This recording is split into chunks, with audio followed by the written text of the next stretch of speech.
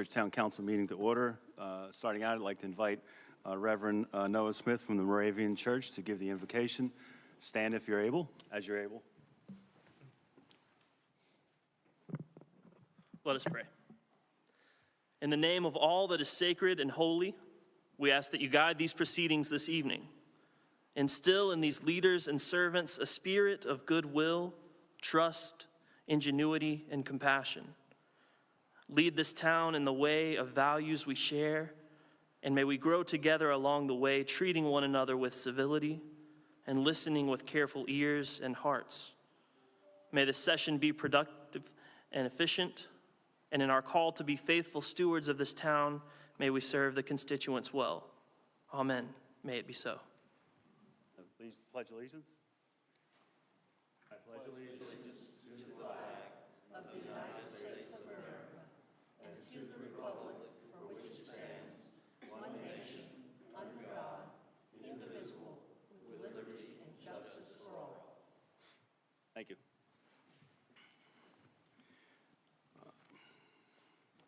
First item is to approve the agenda. Is there a motion to approve the agenda?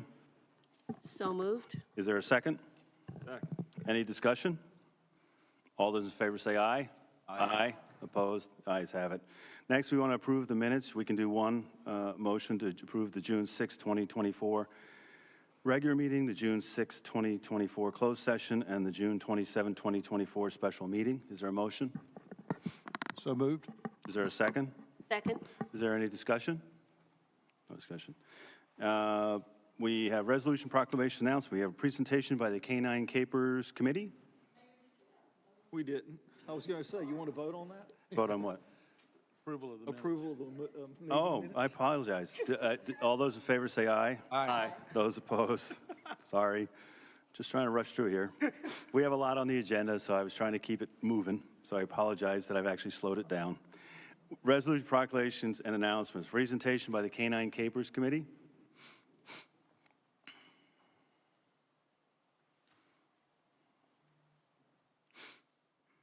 Good evening. The Canine Capers event took place on Saturday, April 28th, and it was our 10th year of putting on this event in which we bring people and dogs to the park, and everybody has a great time. And we donate the proceeds to rescues that participate in the event. So this year we have 6 groups that we will be giving money to, and we raised the most money that we've raised in the past, so we were very excited about that. And we think it was right around $4,500, but we're not positive. Oh, that's Or impressive. maybe it was close to 5,000, is that right? Yeah, closer to 5,000. So anyway, we have the groups here tonight, and we're just going to ask them to come up, and we're going to present them with their checks. So we've got Haley Graves. Yes, just go over there and stand. Rough Love Foster Care and Dog Rescue. And I have to mention that Rough Love has been with us since the beginning. So they've been here for 10 years bringing their dogs. We have the SPCA of the Triad.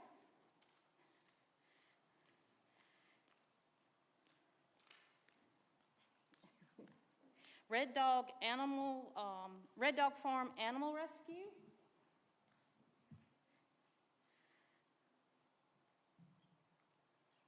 The Triad Golden Retriever Rescue.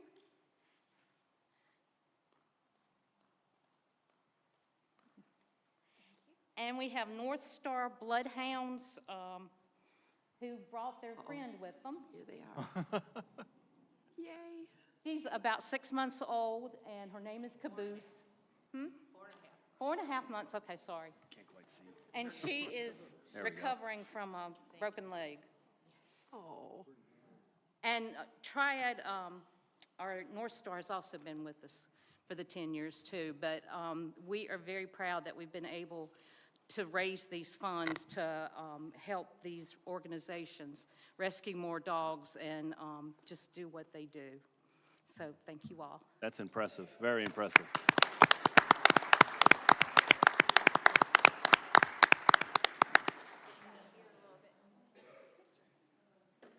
You guys want to stand up behind them? Yeah, come on. Why don't you slide in a little bit? Well, I'd be right behind him. Yeah. Oh, you're right. Yeah. Annette, can you guys all I understand scoot what you're down that way just a little bit? There you go, that's perfect. Okay, there we are. There we are. Coming up here. Yeah, you can step forward a little bit there. Pay attention, Don. Oh, that's terrific. Yeah. Congratulations.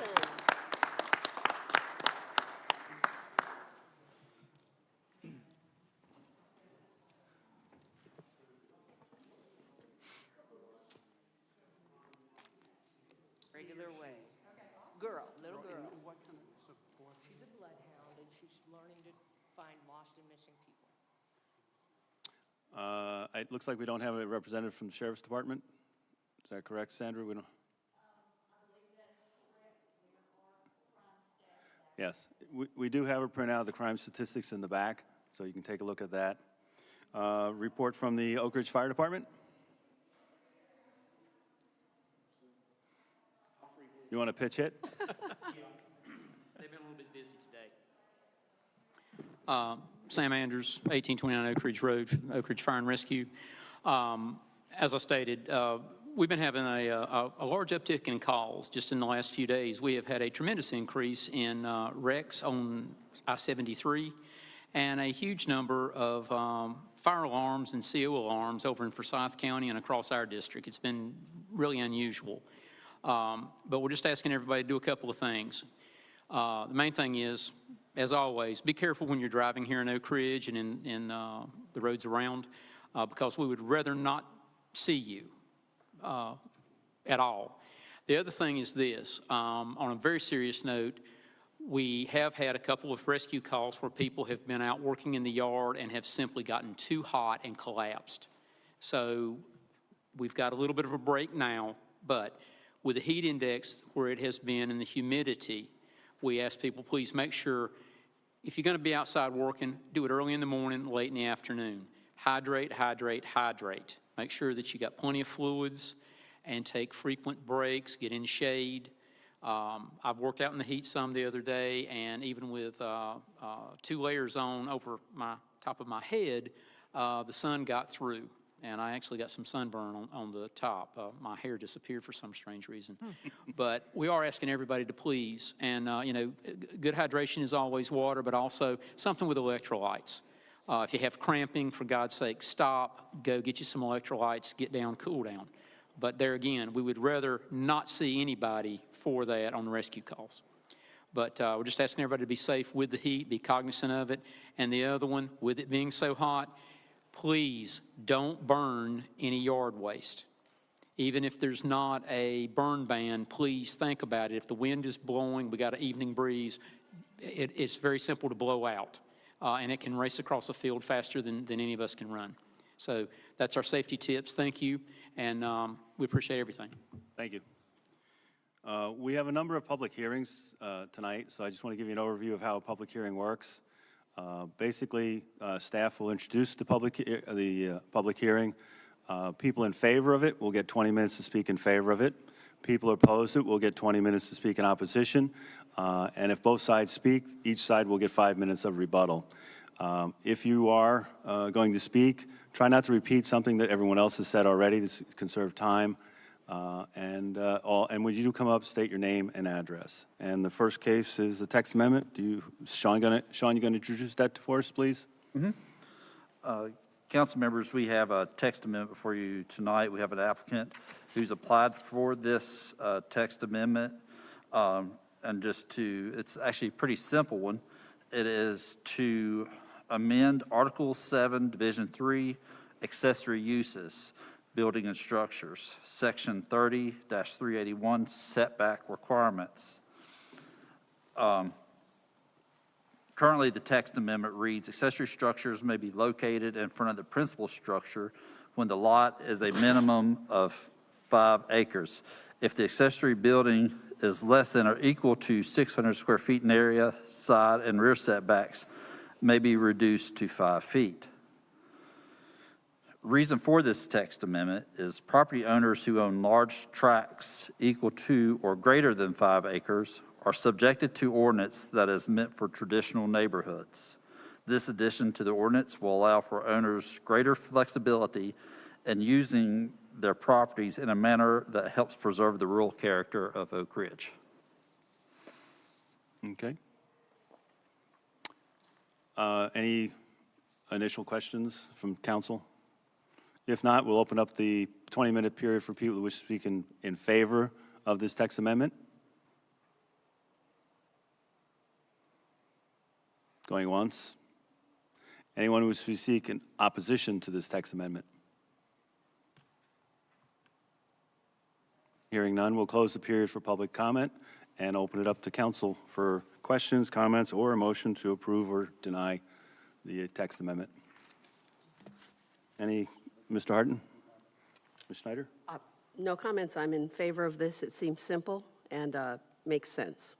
Mr. Stone? I agree with Ann that it seems rather straightforward. Just for clarification, the past language was greater than, equal to or greater than, and we're changing that to minimum of 5 acres. Is that the crux of it? Yes. Thank you. Mr. Greason? No comments. No? I do have 5 acres, but 3 of it's wetlands, so it's not going to really help me any. Is there a motion to approve the text amendment? So moved. Is there a second? Second. Any discussion? Hearing none, all those in favor say aye. Aye. Opposed? Text amendment carries. Second text amendment. The second text amendment is actually more simple than the previous text amendment. And this is to amend Article 7, Section 30-331 permitted uses. And we're wanting to amend the GOM, which are General Office Medium Intensity District, and to allow for a permitted use of dance school as a use by right. Okay. Again, 20 minutes for people that want to speak in favor. Anyone wish to speak in favor of this text amendment?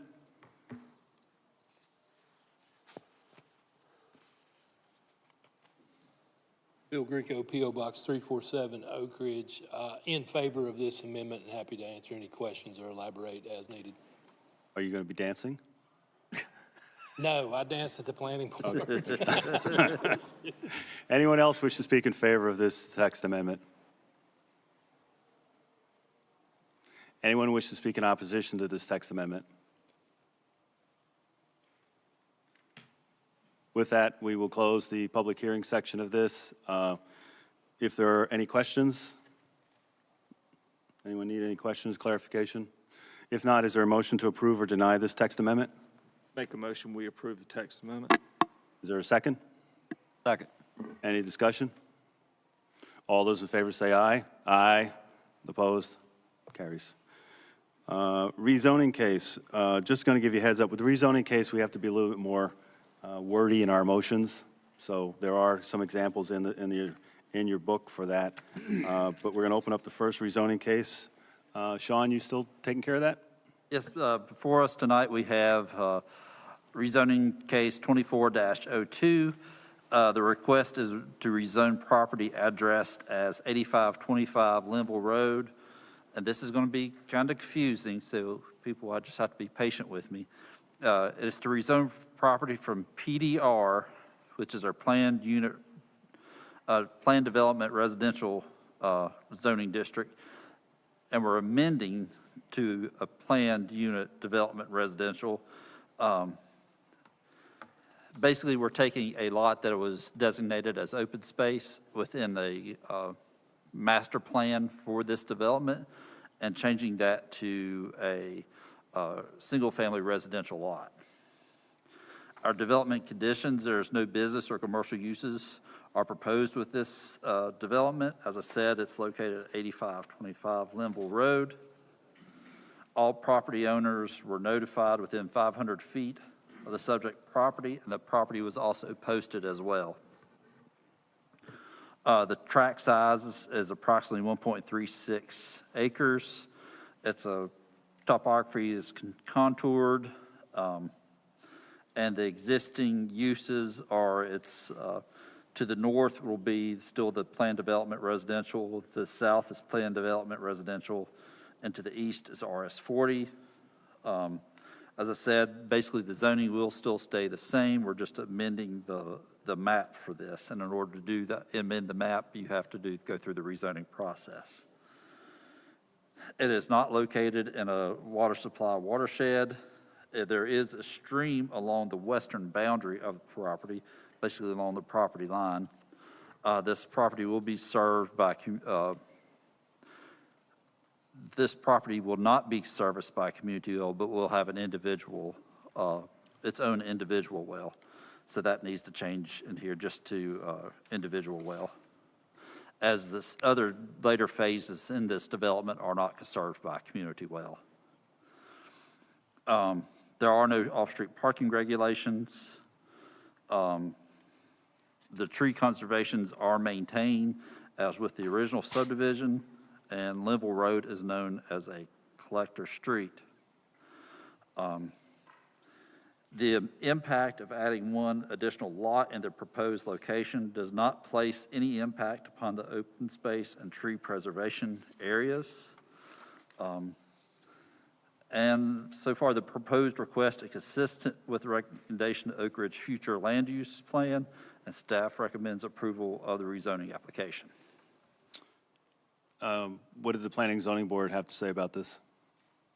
At the Planning and Zoning Board meeting, as you can see within the next page within the staff report, the vote was 3-2 to approve this. Was there a reasoning that given for the split vote? The two people that voted against it felt that with the original rezoning that the open space should be kept as is with the original zoning. Okay. All right, we'll open the period for 20 minutes for people who speak in favor. State your name and address, and then we'll have 20 minutes for people opposed. Who would like to speak in favor?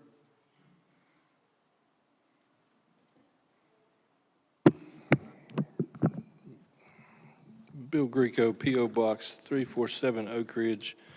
Here this evening to speak in favor of this request. As staff mentioned right at the onset, this is confusing.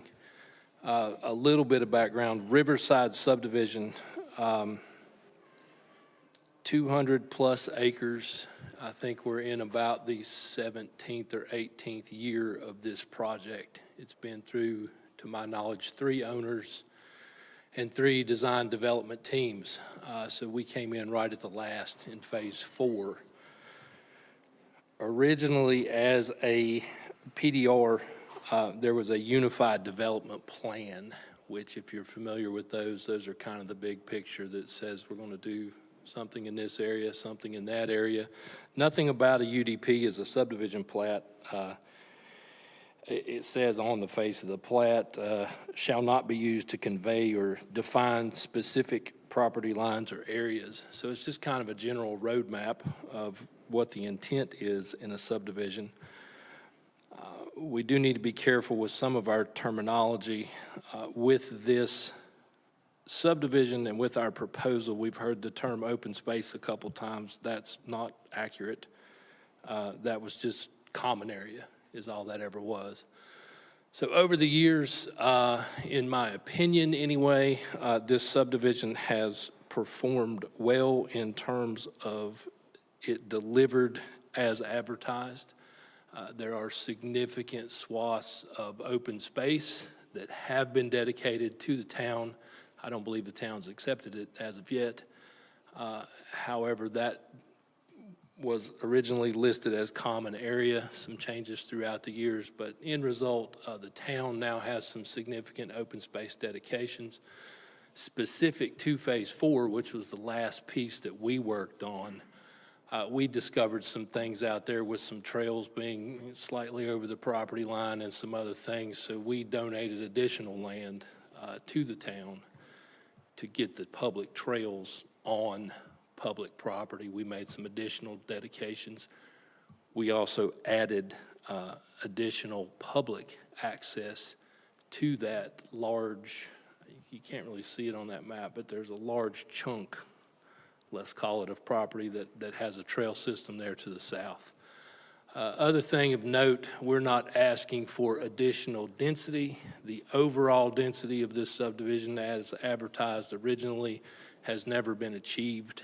We're under that maximum number of lots. And at some point along the way, this area was noted as future development, the very area that we're asking for this evening. There's an approved preliminary plat on file here in Town Hall where it was already approved as future development. Current staff, like I said, this thing's been kicking around for a couple decades. We've been through a bunch of people, but staff did a great job digging through everything, and this is a weird one, but I hope I've done a reasonable job explaining it. It's for one house. We're not changing any conditions. We're not exceeding any densities. I say one house, one building lot. If there are any questions on this one, I'll be happy to do my best with them. Questions later. Thank you. Anyone else wish to speak in favor of this rezoning?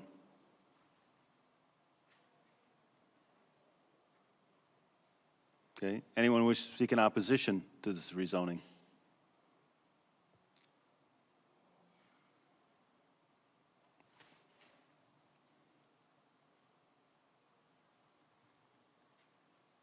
I'm Nancy Stoudemeyer, 8003 East Ridge Road. I'm not necessarily against it. I just wanted to clarify some of the discussion we had at P&Z. The way the Riverside is laid out is that the rest of that subdivision, all 4 phases, are separate. There's no direct walking pathway. There's no direct roads that would connect this one lot to the rest of the subdivision. So that was one of our other discussion items. So that's all. All right, thank you. Anyone else who speak in opposition? Since both sides did speak, there is 5 minutes for any rebuttal, if the people in favor would like to rebut anything. If not, we'll close the public hearing section of this and turn it over to council for questions and discussion. Mr. Greason? No questions. Mr. Stone? I remember when this was, first brought up. I mean, I was on planning and zoning way back when. Yeah. And so I do understand that there was a thought process that this was, probably going to be something that would remain as undisturbed or undeveloped open space. That being said, it does comply with the ordinances, and, things change, and I don't see, major issues or impact. I'm still listening to the rest of council, but I did want to, I know this has been going on, or this has been a situation for a while. So, I mean, it's been out there. Mr. Harden? No comments. Ms. Schneider? Sure, I just wanted to ask Mr. Taylor, is there any reason, listening to what Ms. Stoudemeyer said, neighborhoods can be constructed, I mean, there's nothing in the ordinance or the land use plan that says that neighborhoods have to be connected within themselves, is there? I see that it's a little counterintuitive. Okay. Okay. I mean, it doesn't seem to upset any of the sort of streetscape views now, because there are other homes facing Linville, and I know that originally, according to what I heard, there weren't going to be any homes in Riverside facing Linville, but I'm not sure that's a concern anymore. Thank you. Is the rest of the land there still designated? Wasn't that originally designated for some off-site septic? The land that's not being, outside the area? You can actually see them to the left. If you see those property numbers, you can see those outlined right there. Yeah, but I see there's still some PVC pipes sticking up out of the ground on the Linville property. Correct. Can you zoom out? Is it? Oh, okay. Somebody in control of that? The answer is yes. The red outline right there that just went away, that. Yeah, That's that's the parcel in question, so But all that, yeah, of those right parcels. where his mouse is right now, that is still part of Riverside, isn't it? Correct, that is common area. Okay, To the west of that, where you see all the parcel numbers, that is off-site septic and/or common area. To the south is all the area that's been offered for dedication to the town. understand. No, I guess something we don't really, I guess, consider is, the only concern I would have is the driveway opening on the Linville, right after that curve. People come through that curve pretty fast. So I realize it's not, probably not something that's germane to the rezoning, but just a concern. Noted. Okay, any other comments, questions? Yes, ma'am. Yes, sir.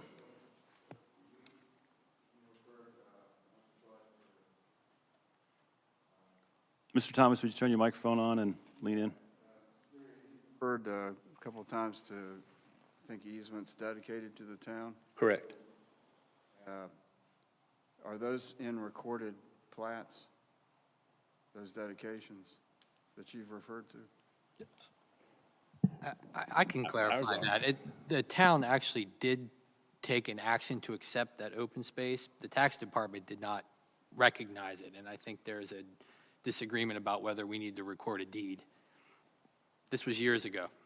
But the dedication to under my understanding is it's in perpetuity, so whether or not it's been accepted is really not relevant, but I was just asking if the dedication was in the form of a dedication in a recorded plat, or if it was a separate instrument.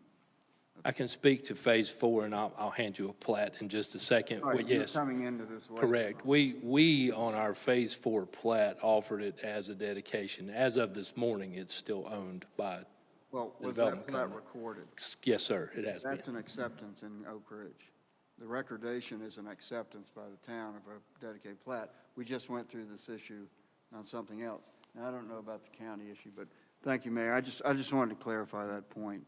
Okay. 'Cause in Oak Ridge, there's, the recordation of the plat is accepted. That constitutes acceptance. Under the development ordinance. Follow up. Need to get that off our taxes. The town has benefited greatly from the easements that resulted from this property. We have the Headwaters Trail System, which is direct result of that. There still is an existing, I believe, easement for a trail that actually goes around the entire development if we ever wanted to take advantage of that, too. With that said, is there a motion to approve or deny this rezoning? I move that the proposed zoning amendment be approved because the planning board has provided council with its written statement that the proposed amendment is consistent with the comprehensive plan, and the council concurs and adopts the planning board's finding of consistency by reference, and the proposed zoning amendment is reasonable, and the report of the town staff finding the proposed zoning amendment to be reasonable is adopted by reference, and the council considers the proposed zoning amendment to be in the public interest, and the report of the town staff finding the proposed zoning amendment to be in the public interest is adopted by reference. Is there a second? Second. Any further discussion? If there's no further discussion, all those in favor say aye. Aye. Those opposed? The ayes have it. One more time. Mike, if you can move down to that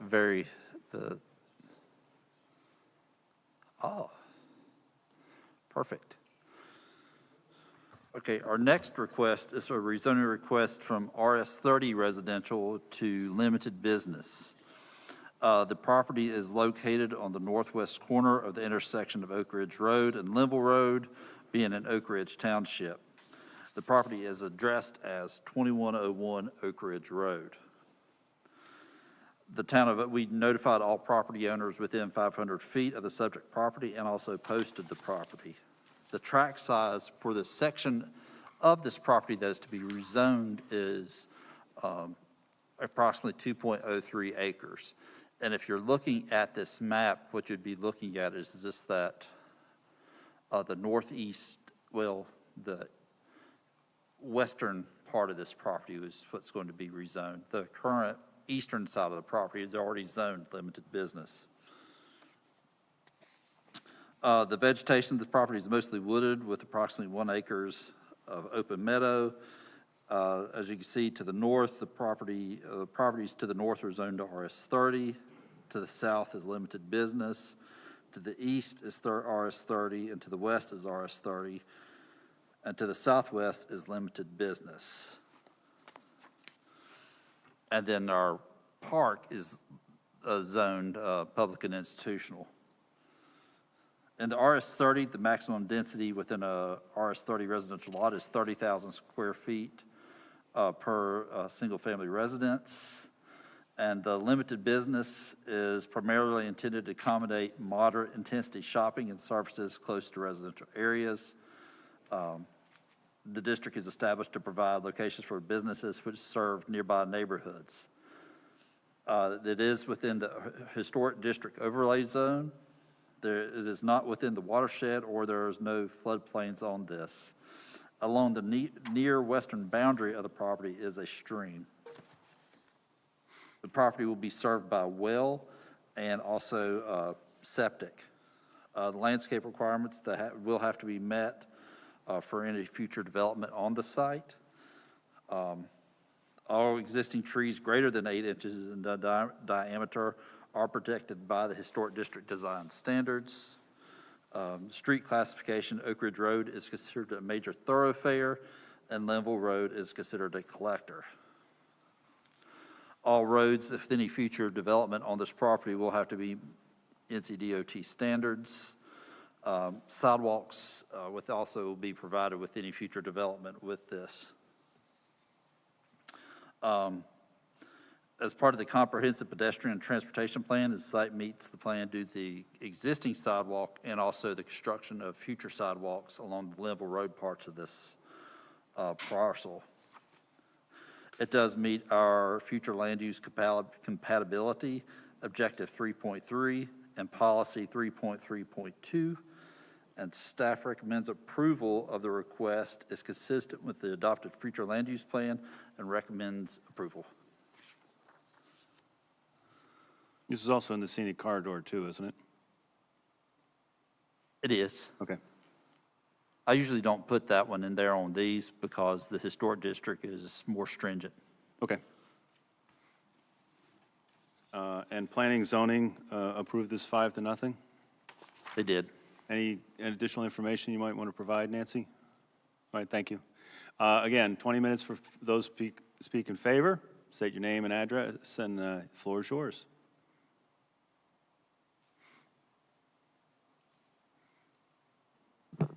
Sam Andrews, 1829 Oak Ridge Road, Oak Ridge, North Carolina, 27310. I'm the managing member and owner of SKA Properties LLC, the applicant. Just seeking to level out the zoning on the entire tract due to the topography and the septic load.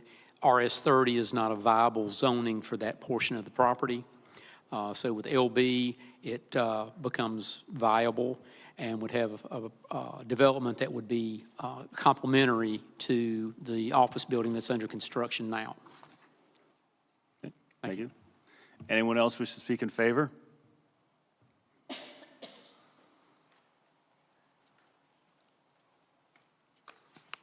Danny O'Connor, 7565 Barbera Drive. I actually just had a quick question and maybe a request. One is, with this change, will there be sidewalks going down each side of the property? Will there be a sidewalk going down to the park from Linville and Oak Ridge? And my request is for the demolition company to tack their signs up to the utility poles, that they take them off. But I'm neither for or against. I just wanted to ask that question on the sidewalks, and hopefully the demolition company takes their signs down off the poles. We'll address any questions after the public hearing. Thank you. Anyone else wish to speak in favor? Anyone wish to speak in opposition? With that said, we'll close that session. As our planner said, sidewalks are required when there's development in the town core, so there will be sidewalks down Linville or a comparable substitution. So, questions from council? Mr. Greason? No comments. Mr. Stone? Mr. Harton? No comments. Ms. Snyder?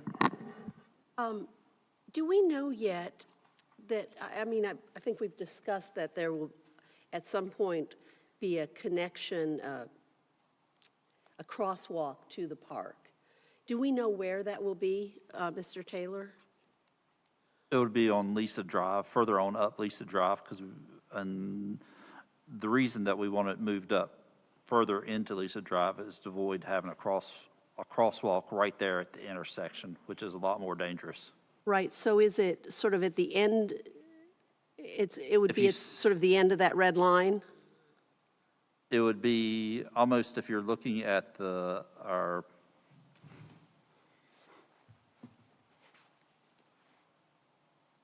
We need to get him a laser pointer. Yeah.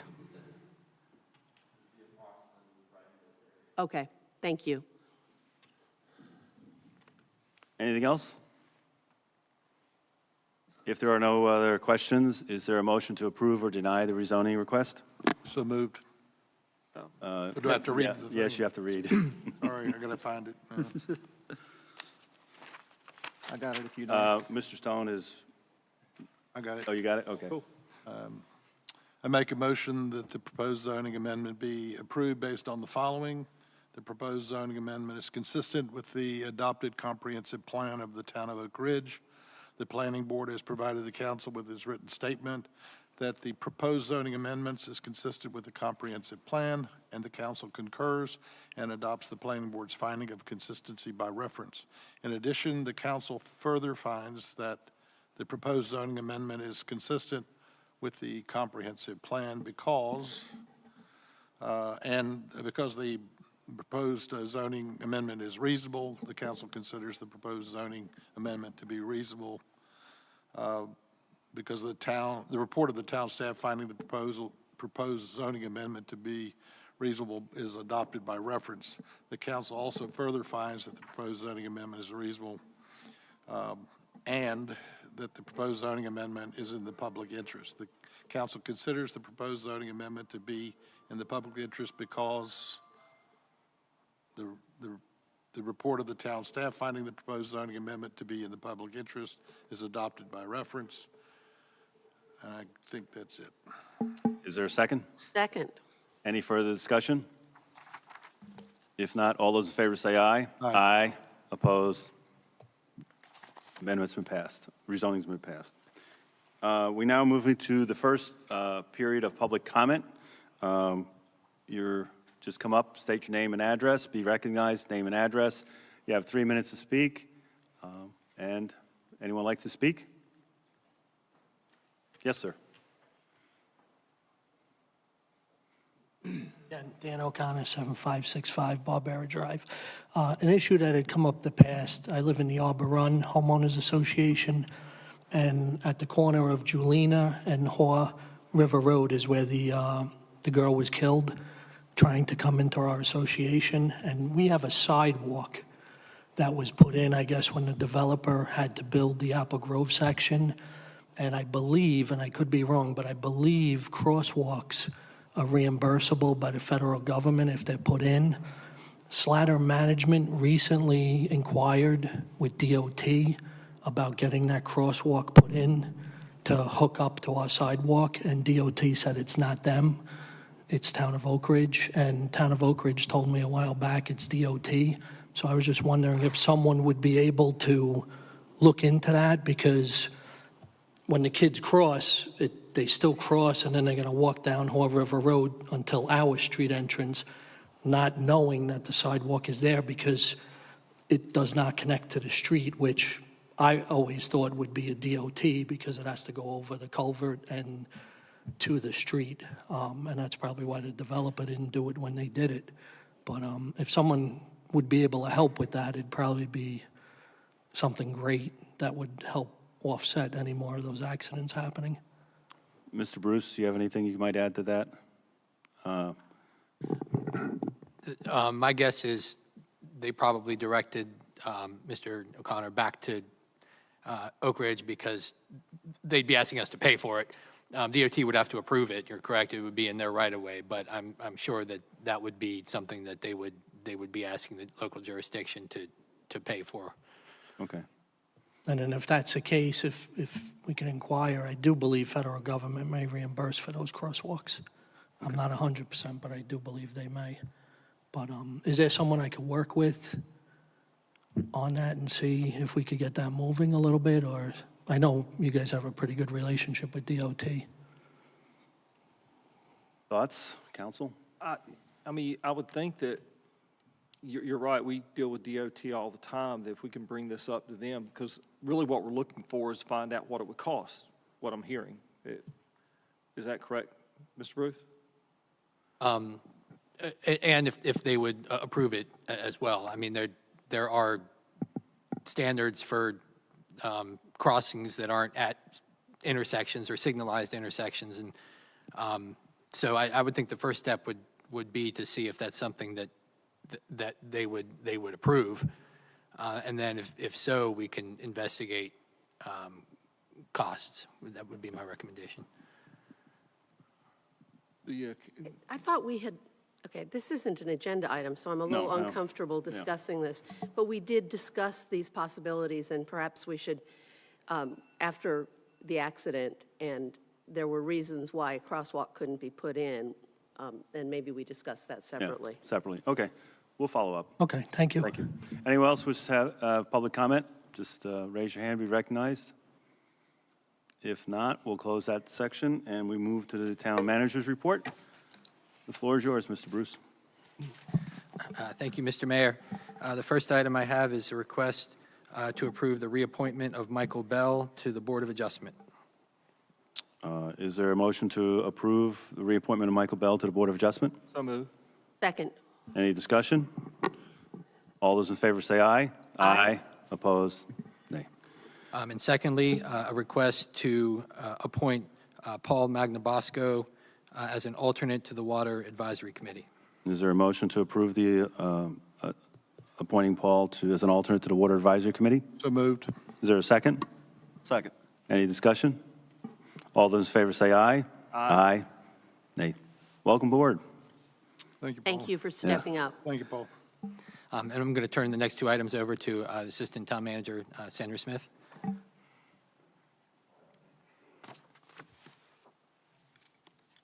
Thank you, Council. The next item is the unsealing of closed session minutes as of November 2nd, 2023. This is just a standard housekeeping thing we do one time a year. We go back and look at closed session minutes, see if there's any reason to keep them closed, and if not, we unseal them. So just ask for your unsealing of those minutes. Okay, I think everyone's had a chance to review those and initial them. Is there a motion to unseal the closed session minutes of November 2nd, 2023? So moved. Is there a second? Second. Any discussion? All those in favor say aye. Aye. Opposed? Thank you.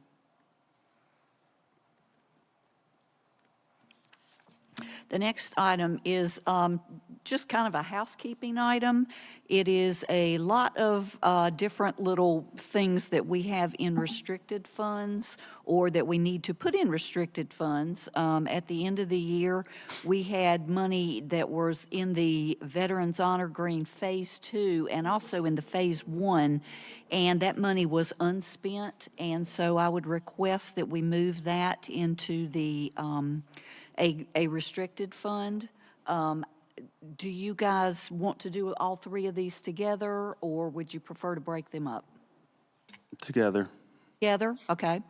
The next thing is moving the unspent $20,000 in the conservation easement line item into the conservation easements core grants restricted fund.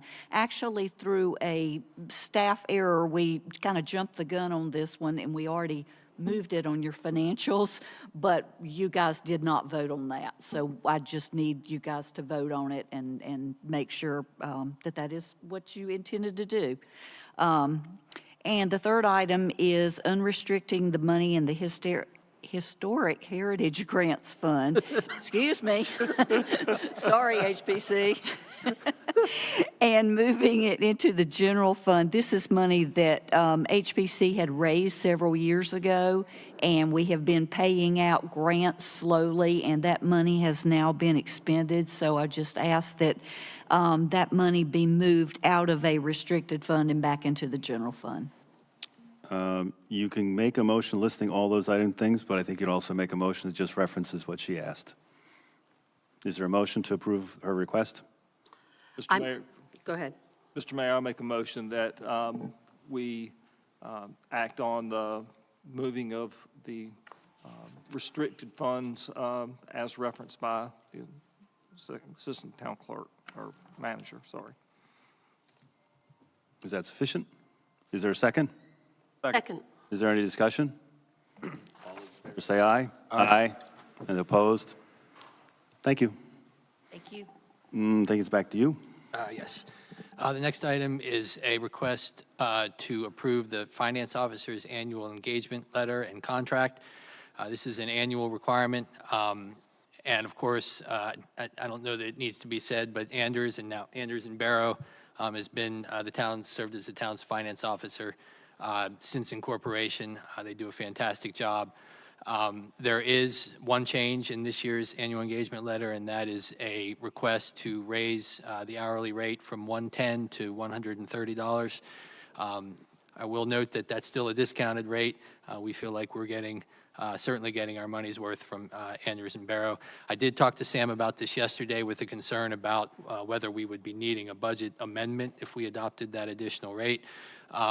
He indicated that given that we're in sort of a construction phase now and past some of the big contract review type of phase that we were last year, that the overall workload will go down this year. So it's not anticipated that we would be exceeding the budget line item for accounting services with approval of the new rate. Okay. We did get this very close to the meeting, and I know a couple members of council expressed interest possibly in needing a little extra time. Is that still your feeling, that you'd like to have a little extra time?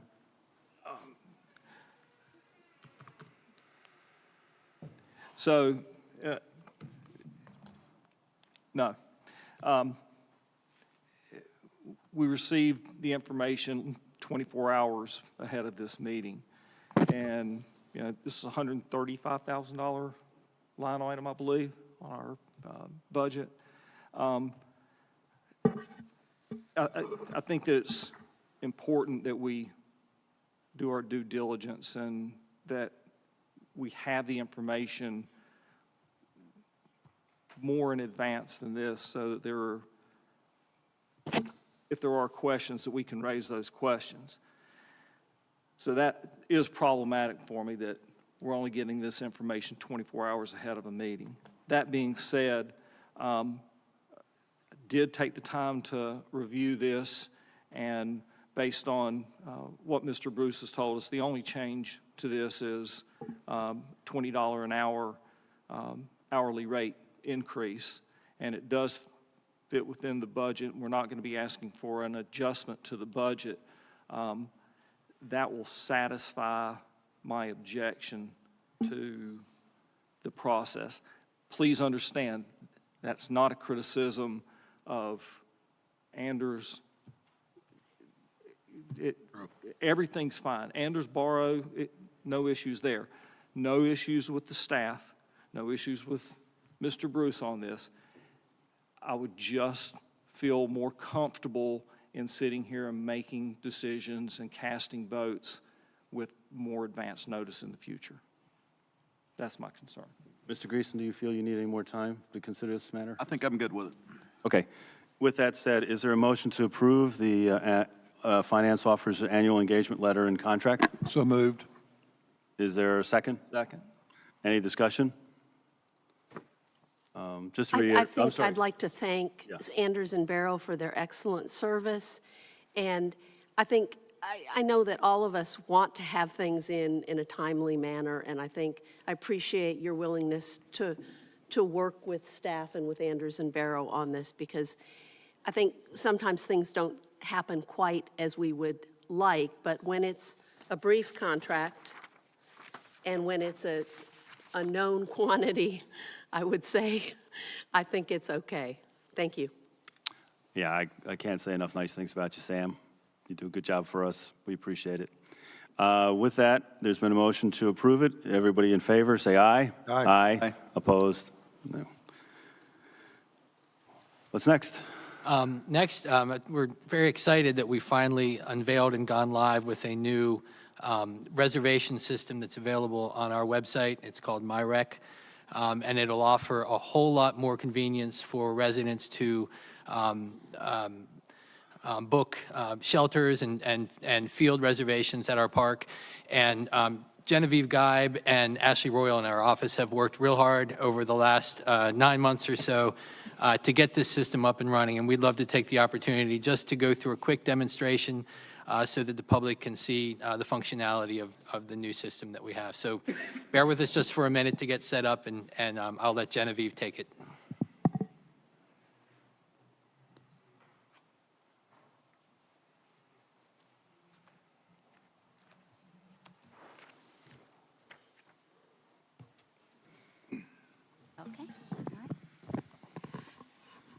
Okay, so as of July 1st, we have, As of July 1st, we have adopted a new reservation system, online reservation system. Prior to this time, we had been entertaining reservation requests via telephone calls, walk-ins, or emails. And it was a multi-step process whereby the individual requesting a reservation would have to call in to find out if a facility was available, and we would have to go through the motions, and then they would have to fill out a form, and then they would have to, so on and so forth. So we have partnered with a software development company to create an online reservation system, which should circumvent all of those multi-steps in making a simple request. The system is, the software development company is myrec.com. The system is accessible off of our website. Simply by going to our homepage, you can either click up here at the notification banner, and it brings you to the page that will give a brief explanation, introduction to the reservation system. You can click on the image, and it will navigate you directly to the reservation. Or, once that banner comes down, you can toggle over to the Parks and Recreation and scroll down the menu tab to Facility Reservations, and there we have the reservation system. It is fairly intuitive to navigate. The homepage, as displayed, has several different avenues for you to collect a bit of information about the park system. This is information about our town park, or you can go back and get information on our Heritage Farm Park. There is an opportunity for you to create an account. All first-time users of the reservation system have to create an account. The account will house demographic information on the individual. It can be a household or an organization. You can have multiple members in that account. But in order to process a reservation, you have to have an account. To do that, you simply go into either My Account up here or Create Account down here. And it's a simple process of filling in the empty fields. It's all basic demographic information. There's nothing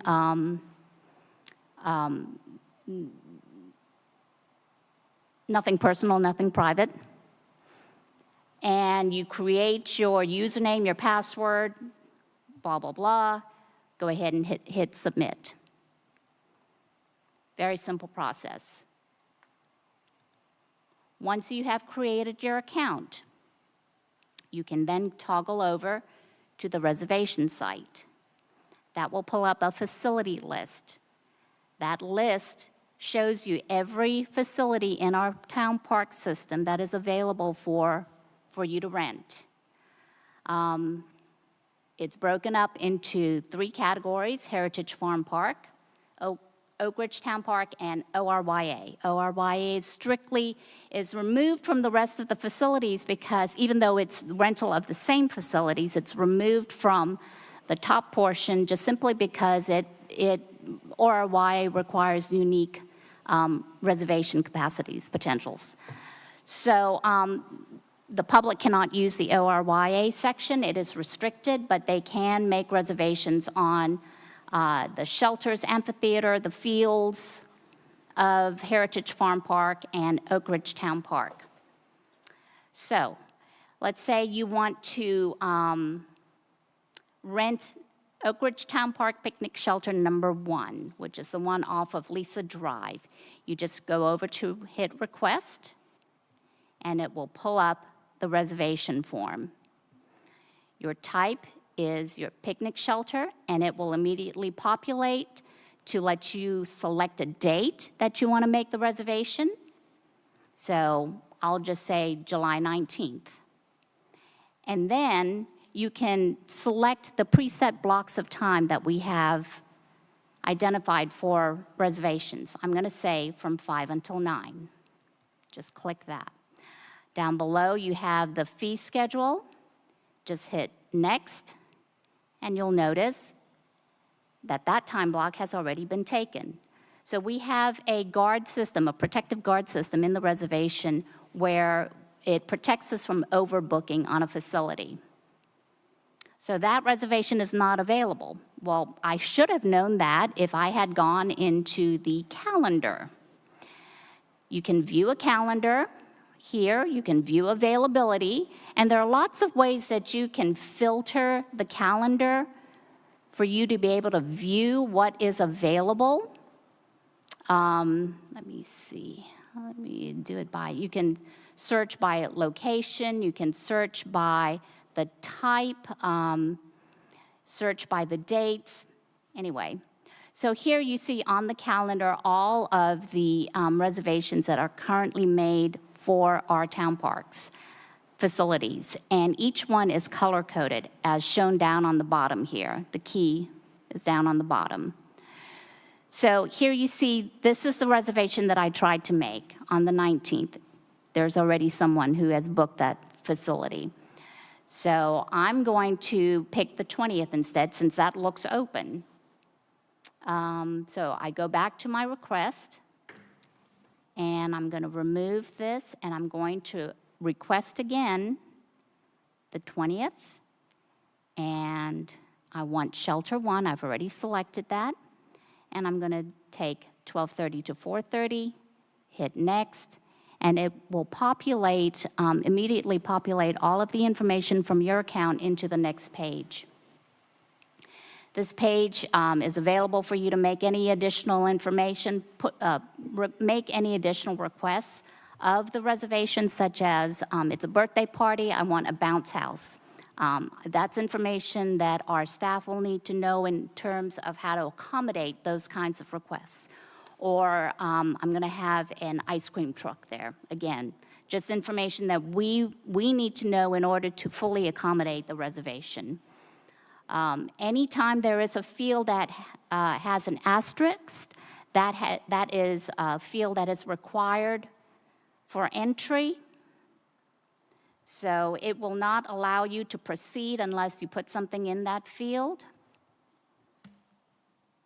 Every facility will proceed with specific questions regarding the reservation, because some of these questions are attached to incurred fees for rentals of a canopy, rentals for a field, it might be rental of a pitch mound, or for a request for infield preps for practices or games.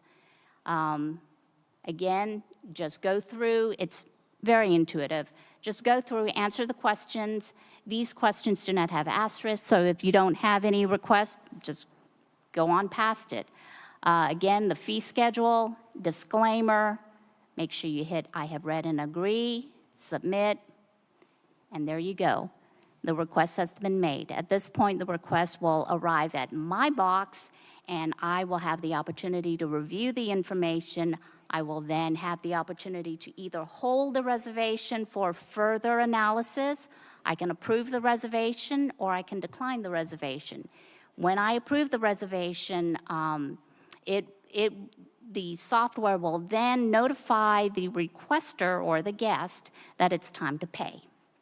And throughout the process, the software will send notifications both to the administrator of the reservation system as well as to the guest who has made the request, informing them of the status of the request. It will send an email to the requester saying, your request has been received and is being reviewed. And then it'll say, your request is approved. Please sign back into your account and proceed with payment. Or it'll say it's declined, or it'll offer you an opportunity to ask more questions. So throughout the entire process of making the reservation, there is notification that is bounced back and forth between the reservation system and the guest who's making the reservation, so that they're always in the know for where the status of the request is.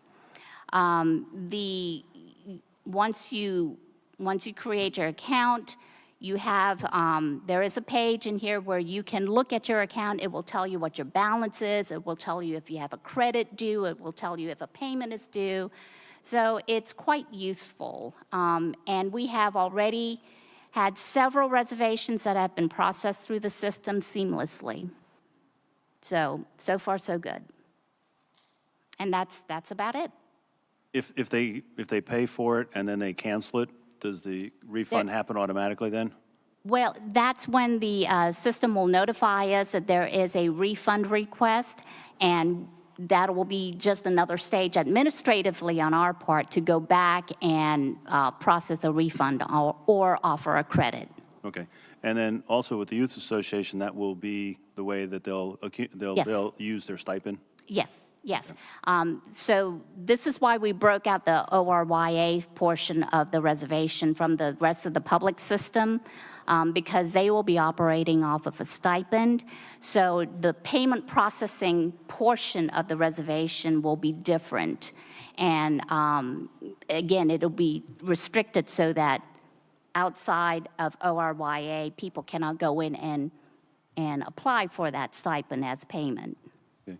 Any other questions from council? I have one. Yes. Genevieve, Oui. it seemed to me when you presented that you have to go all the way through the process to find out what the shelter was going to cost. Is there some area to look that's general and saying that At the very first point of making a reservation request, when you toggle all the way down to the bottom of that page, it gives you the fee schedule. Okay. So it's when a you general- create, yes. Before you, okay. good, Oh, good. it's right there. And actually, you can go in and look at the calendar right off the bat, and before you go through the whole process, just to get rejected. It looks fantastic. Thank you. Anyone else? Mr. So, Stone?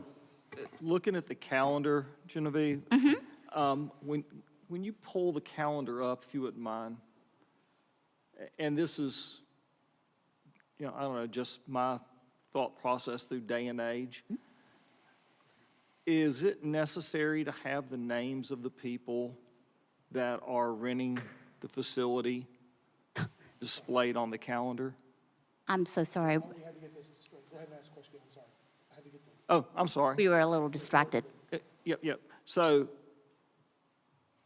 in this day and age, this calendar shows who's renting the facility. Their name is actually displayed on here. From a safety and security standpoint, is that necessary? No, it's not necessary. That can be amended. Like I said, we've just started this whole process. We're kind of awaiting feedback from the public to find out, what's working and what's not working. We can certainly work with that. Okay, thank you. Any other questions? Okay. Thank you so much. It's very Thank you. You're welcome. big improvement. Hopefully it'll make life a little easier for you and also streamline the process for people so they can find shelters on the weekends and things like that. So, great. This has been a much more arduous task than we anticipated. Most software projects are. It always is. When we first began this, but Jen and Ashley have done a great job working on Yes, this. they have. Thank you. Any other business? No, that's all. Okay, new business. Consideration approval award of contract park entrance master plan. The plan was always that the information would be presented tonight. We'd talk about it. There was no expectation that we would actually approve it tonight. The same thing with the tank thing. So I don't know how you'd like to start the discussion, Mr. Bruce. I can just provide a little background and some brief information. I'm sorry. You have a It's question? an agenda item. I thought it was up to us whether we approve it. Well, the expectation had been laid out that we would hear it twice. I didn't hear that. Yes. Okay, that's fine, though. We can always change things, but I don't expect any approval tonight. On June the 17th, the town received 3 bids for construction of the Town Park Entrance Master Plan, and that essentially is the grounds around the farmhouse, connecting sidewalks along the road frontage, some landscaping to beautify that corner. The 3 bids that we received, the low bid, well, I'll give a little more background. We did ask contractors to bid on a base, which was the area immediately around the farmhouse and the sidewalks and landscaping. And then separately to bid on an additive bid, which was a small parking lot located on Lisa Drive. The base bid includes a parking area for 4 spaces, including handicapped, and also a space for larger vehicles like catering vans and so forth to park and unload. Base bid, low bid came in from the WC Construction Company at $208,000 with an alternate of the parking lot on Lisa Drive of $79,000. The 3 bids were all relatively close. 208, $223,000, and $256,000 were the 3 base bids. The 3 added alternates were $79,000, $93,000, and $97,000. North Carolina state law allows us to go back to a contractor and negotiate value engineering if the bids come in above what we have budgeted. In this case, the town had budgeted $150,000 for this project, and this was based on the estimate that was provided by our landscape architect about 15 months ago. It's not a surprise that the costs have gone up. About a week and a half ago, staff, including Sean and myself, as well as Councilwoman Schneider, spoke with WC Construction and discussed some sort of high-impact reductions that would help bring the cost back down. What we determined was removing the electrical from the plan, which includes conduit around the sidewalk and some ground-mounted bollards. Removing that from the base bid would reduce the price by $45,000. Removing it from the alternate is an additional $9,000. What the contractor suggested is we could probably get the same impact from solar lights that were installed along the pathway that would not require the conduit. We do realize there's probably some more discussion we need to have with a local electrical contractor to talk about what sort of electrical needs we might need in the park. But our intention is, rather than subcontract that through the contractor, we would go directly with a trusted partner and have them evaluate that for us at a much lower cost. That's the summary. I'm happy to go into more detail about the plan itself, which was approved by council some time ago. And of course, and Sean's available as well. He worked on the plan and be happy to answer questions. Mr. Greason, you have some initial questions you'd like to ask? No questions. Mr. Stone? So if we remove the electrical, we take the 208 to 163? That's correct. Okay. And the 79 is the extra parking that's down Lisa? That's correct. Okay. So we're still 13,000 over budget? Yes. And we're still working to get that down? Well, at this point, the high impact reduction on the electrical is what we're presenting to council for consideration. There weren't any other real obvious reductions that appeared to us to be worth pursuing. Of course, that's up to council to determine whether you'd like us to have further discussions. But we do feel like the functionality of the site begins to suffer once additional reductions are made. That's why the recommendation is coming to you with simply the electrical reduction. Mr. Harden? No further comments. Ms. Schneider? I understand that everybody might not be in favor of moving forward, but I prefer to let that come out in council conversations because I think this contract is in good shape and is ready to go. This is a carefully considered plan designed both to beautify the entrance to our park and to integrate the farmhouse community into the park. It connects several sidewalks to nowhere that have been there for ages. And the Lisa Drive parking area, I get that that's way over budget. I think that getting this down to $163,000 is pretty great. We would have to pay about another $1,200, as I understand it, but let's say $1,500 for commercial-grade solar bollard lighting. And then one option would be to start using the facility. We already have electrical panel on the back of the farmhouse, and there will be electrical outlets on the back deck that lead into the circle. So it's not as if we don't have any conduit, any electrical options back there. The Lisa Drive parking lot that goes up there, it's not strictly necessary. It's optional. It's never going to be cheaper than it is today, but it is way over budget. The electrical access all around the circle, if you see that little circle of the parking lot, of the sidewalks, the bollards go around there so that people can see their way as they would walk in the evening. And having electrical outlets would be great, but it's not strictly necessary. So I think that's why I see this $45,000 reduction as very attractive. We've also speculated that possibly WC Construction got this bid from a larger company who didn't really want to do a small project like this. So I think we can do much better working with our trusted partner, Oak Ridge Electric. Any other changes to this carefully considered plan would lose functionality. You need the direct sidewalk from the parking lot to the farmhouse in order for people to get there easily. You need the perimeter sidewalk, the one that sort of goes out and touches Lisa Drive, for one thing, to accommodate that future crosswalk from Mr. Anders' property and to let people into the park and put them on a sidewalk.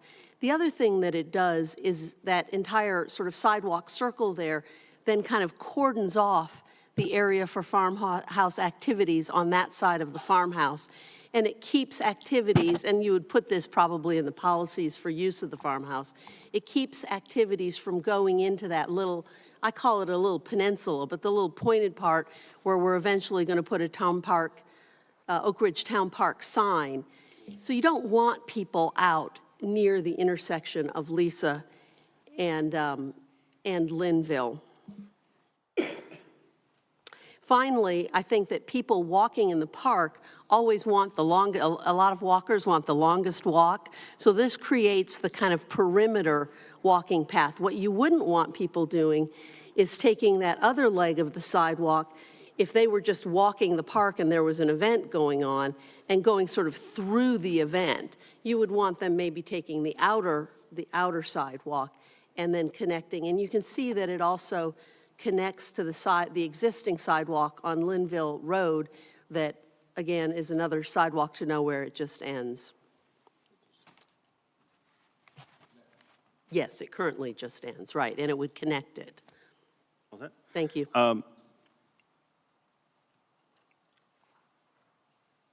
There's no doubt, nobody's confused that I was not in favor of this project to begin with, but I believe it's important that we finish the project and finish the project properly.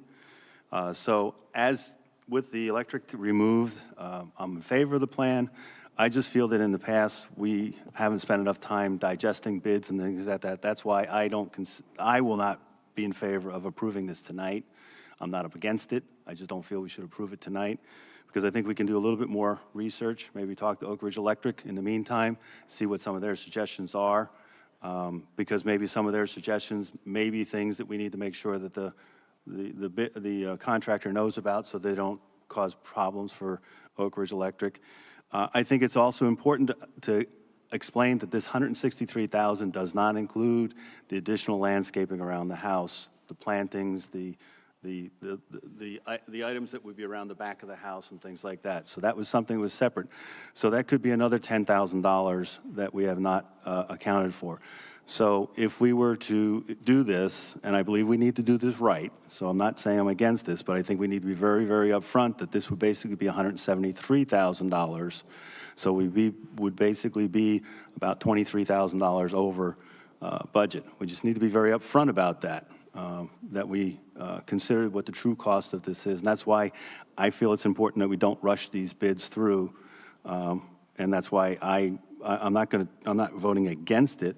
I just feel that we should wait until next month to finish the approval on this. But like I said, I believe it's important that we finish and we do a good job and we do this well, so the project has the best chance of being successful. But I just don't think it's appropriate for us to vote on it tonight. Any other questions? Yes. Mr. Bruce, in that $150,000 your estimate for the budget for the total job, did you have a breakout for what the parking lot was going to be in that 150? Yes. Because Ann was saying it was way over budget. So my question is, what was the budget for the Lisa Drive parking lot? 34,800 was the estimate from the landscape architect. Came in like 79, over or so twice. 30. So what was the original, Well, it also, for the other stuff that was, what was the budget on that? I guess it would be minus 100 and, well, if you take Like 110.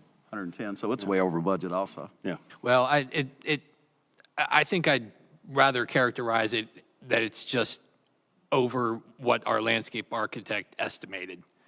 And that, I mean, we budgeted based on the real numbers that he was providing to us 15 months ago. And when it got in the budget, those numbers, we didn't have any reason to assume that they weren't correct. They were the most accurate numbers that we had, but we based them on the professional estimator's best guess. Any other questions? Yes. Well, Comments? yeah, and we've found that professional estimators, I call them armchair estimators, I think we've learned that they often aren't very accurate. And we've also learned that prices have been skyrocketing over the last 5 years. Sorry, go ahead. Yeah, and I appreciate the correct definition, but I think when we're asking the questions about what's budgeted, yes, we're taking a number that was given from an estimate, but that's our budget. That's what we said we would anticipate spending. So forgive me when I use the term budget, that I'm talking about what we had talked about. This is one where I agree with the mayor that I think that we need to delay this until we can get more information and do a better job of figuring out where we can scale back. We're within $13,000 of the budget. I understand, you know, what are nice to haves and what we'd like to have, but there are 2 sidewalks going to this little house. We only need one. If Councilman Snyder is. This isn't all about the house, this is about the park. I understand, but if the comment you made about people that are walking want to take the longest path, then that would be the one that goes up to Lisa Drive, so take the one that's out in the center. There's a large landing, concrete landing at the end of the large deck. Don't know why we have that, but the concrete and steel and grading costs money. We're trying to get this down to within budget. And I think that everybody on this town council, as well as in the town, appreciates the fact that we need to be working to get and stay within budget. Any other comments? I'd like to make a motion that we continue, I guess continue would be the right term, that we continue as to our August meeting, for consideration. That's my motion. Is there a second? Second. Is there any discussion? Would this be better discussed as part of the plan CIP review? I wouldn't be against having discussion about it, but I don't believe we would be the appropriate place to make a decision on approving it. No, I understand. I'm not objecting to your motion. You asked if there any other comments. I understand. Okay. But I know, I think we can, at our special call meeting, we can set whatever agenda we want as far as discussion goes, but I would think that would not be the appropriate venue to approve that. So, any other comments? I just think we need to remember that there will be the crosswalk to Mr. Anders' property. And I don't see how you, at least in this plan, how that's accomplished without being very awkward, without doing the continuous loop around the house. Any other comments? All those in favor of the motion say aye. Aye. Aye. Those opposed? Okay, so we'll continue that till next month. Consideration approval of the award of contract for construction of the elevated water tank. This bid is even hotter off the press. When the town originally advertised for bids for the water tower, we were told by our engineer that there are exactly 5 companies in the country that build elevated water tanks, and it's likely only 3 of them would be interested in a job of this size. So we weren't real surprised when we only got 1 response to our advertisement the first time we bid. For a job this size, state statutes do require us to have 3 bids at the initial receipt to be able to open them. If you re-advertise, you're able to open bids no matter how many you receive. So we did re-advertise the project, and on Tuesday of this week, we were fortunate enough to receive 3 bids. The low bid, actually, I've been asked by our engineer to qualify this as the apparent low bid. There's still some due diligence being done to certify each of the bids that were received. The apparent low bid was submitted by Caldwell Tanks for $3,383,000. McGuire submitted a bid for $3,656,000, and Phoenix Fabricators submitted a bid for $3,767,000. Again, the best information we had from our professional estimator put the estimate at $2.5 million. So we are about $800,000 over what that estimate was. I will qualify and say we do not have a budget on this project. In the budget message that's required by statute, any capital project that is assumed would be part of a capital project ordinance and not part of the annual budget ordinance needs to be referenced in the annual document, but you're not actually adopting it. So if you look through the budget documents, you'll see there's a section that says anticipated capital project ordinances, and in that section, it does lay out the costs that are shown in the email that I sent to council, $2.5 million. Council will actually have to approve. If you approve a contract, you would also approve a capital project ordinance that allocates those monies for the full length of the project so that it can extend over fiscal years if the project takes longer to construct than just in this fiscal year. I understand that this is 2 days old, so like council, I'm also understanding it. That's the information. I'd be happy to answer any questions. Well, because the bid hasn't been qualified, we wouldn't be able to vote on this tonight anyway. Yeah, yes, that would be correct. Okay. So we've had some initial conversations about what we should do. One of the suggestions is that we have a special call meeting to really dig into this. But I'd open the floor to the council for comments, suggestions, general discussion about this, what we should do. Mr. Greason?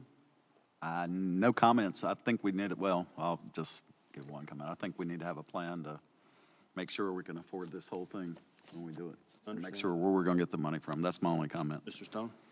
I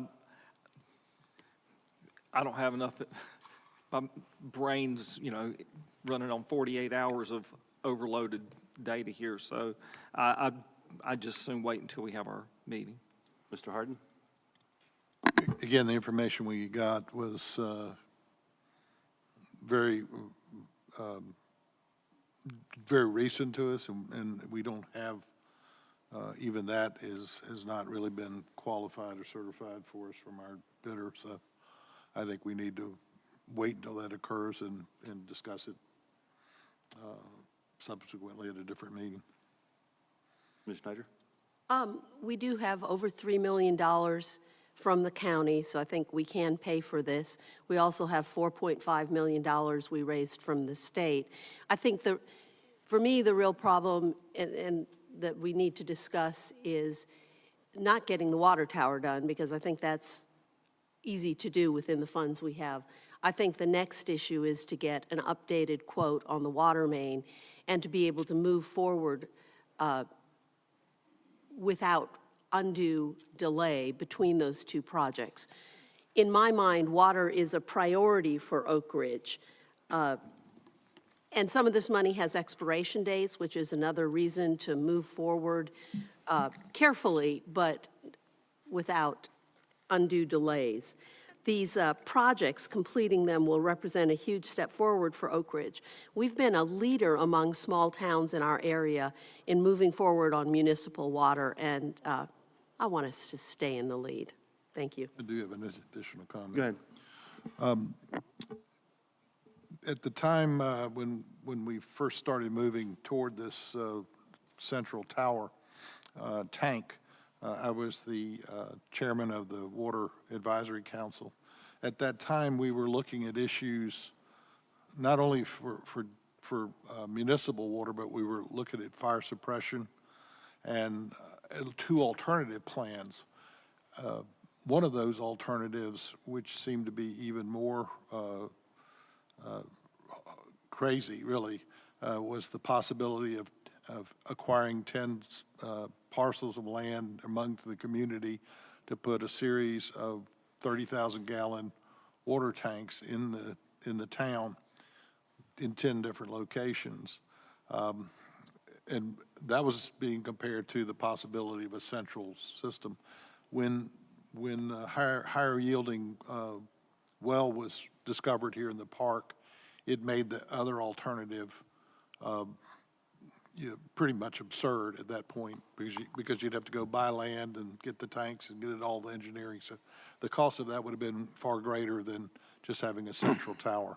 So our recommendation was get the tower, and at least you have infrastructure in place for a future municipal water system. That was the recommendation from the Water Advisory Committee. I can't remember what month it was, but I think it was the end of 2022 or the beginning of 2023. So go ahead. We had the money. Go ahead and get the tower and it would initially supply water for the park and also for the fire department. And it, even at the earliest stages, would not be fully filled up of the capacity that we were requesting. Again, it was putting infrastructure in with the anticipation that sometime in the future we would have municipal water from Winston-Salem. That's it. Yeah, so I understand we have the money to do the tower, but I do have concerns about, the next step is getting the water main in. And we have no guarantee that what that would cost. We have no guarantee that we would get the funds necessary to pay for the water main. We need to consider other sources of that. We could potentially go back to the state and ask for money. We have also the ability to look into some grants. We have that grant contract. But my main concern is that we could build the tower, but if things don't fall into place, it may be a number of years before we get the water main. So my concern would be, what is the cost of running that tower with no customers? It's unlikely we're going to charge the fire department much money. So that would be my main concern, that if we just went and built the tower. So that's why I think it's important that we dig into this, and that's why I'm in favor of the special call meeting, to dig into it and see what our options are, what our pros and cons of going forward with the Porter Tower.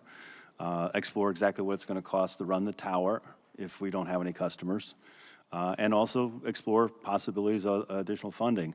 But as Mr. Greason said, I'd very much like to have a plan going forward where we're able to say we can do both of these things without having a long delay between the tower and the water main. So that's the main thing there. So, other comments? One last thing. As we know from what's happened in Summerfield, there's increasingly the expectation, both by residents but also by the state, that towns like ours provide water. So there's some pressure on us, and because we've received very significant funding, I think there's room to ask for additional funding, but it also makes this a very high priority for our town's future. Go ahead, Mr. Stone. One last question, and maybe this is one where we talk about it later, but assuming that the cost estimates for the water main are correct and the water tower, now we know what it is, how short are we on money? If we said we're gonna do it, how much money do we have to find? I mean, I'm not gonna hold your feet to the fire if you're, you know. $500,000. That's assuming that the water main estimates are correct. Right. And based on our experience, maybe not. Yeah. So is there a consensus? Actually, you know, technically I can call the special call meeting, but I'd like to make sure that the council's okay with a special call meeting in the very near future to basically dig into this, where we will invite at least one or more representative from the Water Advisory Committee. I think Mr. Harton had a very good idea that we also include somebody from the Finance Committee. So we have basically people that can answer questions at the meeting. So I think, Bill, have you sent out a request? You did, that's right, you did. So I have, yes. if you haven't responded to Mr. Bruce, please respond to him what dates you can be available, and we'll go with that. Do we need to have Mr. Thomas there too? Council? Do you feel? I don't believe we're going to be making any decisions. Yeah. Okay, that's fine. All right. All right, so any objections to a special call meeting then? Okay. With that, do we need to do anything on this at all? Okay, since we weren't able to vote on it anyway, since it wasn't qualified yet. Right. Exciting time, monthly financials. You got $500,000 in your back pocket? Well, probably not, but I know a few people around Oak Ridge we might talk to. I've got a good friend that I accuse of having so much money he don't bury it in a jar, he buries it in a drum in the backyard, drums. But there's always a way to find some stuff. We have excellent credit, and we've got a tight budget, good history. The financials we got out, everyone has a copy in their book. This is through June 30th, so it closed out the year. $2.811 million in current assets. Liabilities, $56,000. Deferred inflows, all that's in our total liabilities of $70,000, and in fund balance of $2.7 million. Overall for the month, we had $160,356.64 in total revenues come in. On expenses, we spent $167,911.75, so a net reduction of $7,555.11. As I said, overall, everything ended well. I provided you with the amendment, basically fairly minor with the exception of special events, in which the special events this year went up doing larger events. I think the last Music in the Park was roughly 4,000 people that attended that one, is what the count appears to be. So we had some higher expenses. Advertising is one of the other items. that was noted, because we do have to advertise all the hearings and everything. And one of the things that we noted was over the course of the year, the News and Record and the other sources we use for advertising had increased prices. So the cost of the advertising compared to 2 years or a year ago did go up. But everything's been paid through the end of the month. On Schedule 1, we've got the monies broken down between Truist, Bank of Oak Ridge, and Piedmont Federal still. And basically, this time of year, everything's wrapping up and we're getting ready to start with all the closing year-end opening. For the ACH wire transfer, the property taxes were $1,471.42, motor vehicle taxes of $9,980.66 for a total of $11,452.08. And that is through 6/30, not 5/31 of 24. Property tax will reset effective with July 1. We will start seeing some collections.